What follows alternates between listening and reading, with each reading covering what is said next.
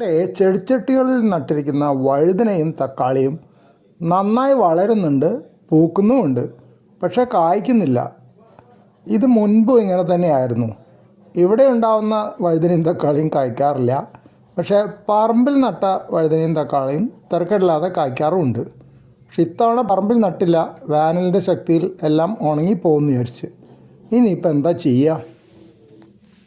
അപ്പോഴാണ് ഒരു യൂട്യൂബ് സുഹൃത്ത് പറഞ്ഞത് ഓർത്തത്. പഴത്തൊലി വെള്ളത്തിലിട്ട് പുളിപ്പിച്ച് ആ വെള്ളം 3-4 ദിവസം കഴിഞ്ഞ ശേഷം നേർപ്പിച്ച് തെളിച്ചാൽ പൂക്കുന്ന ചെടികളിലൊക്കെ കായ ഉണ്ടാവുമെന്ന് പറഞ്ഞു.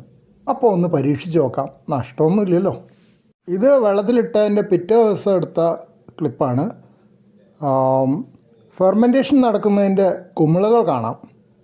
അപ്പോൾ ഇനി 1-2 ദിവസം കൂടെ കാത്തു നിന്നിട്ട് ഇനി ആ വെള്ളം എടുത്തിട്ട് നേർപ്പിച്ചിട്ട് ഒന്ന് തെളിച്ച് നോക്കണം. മെച്ചപ്പെടുമെന്ന് അറിയണ്ടേ. കായ്ച്ച് കിട്ടിയാൽ നന്നായിരുന്നു. ഏതായാലും പിന്നീട് അപ്ഡേറ്റുകൾ പോസ്റ്റ് ചെയ്യാം.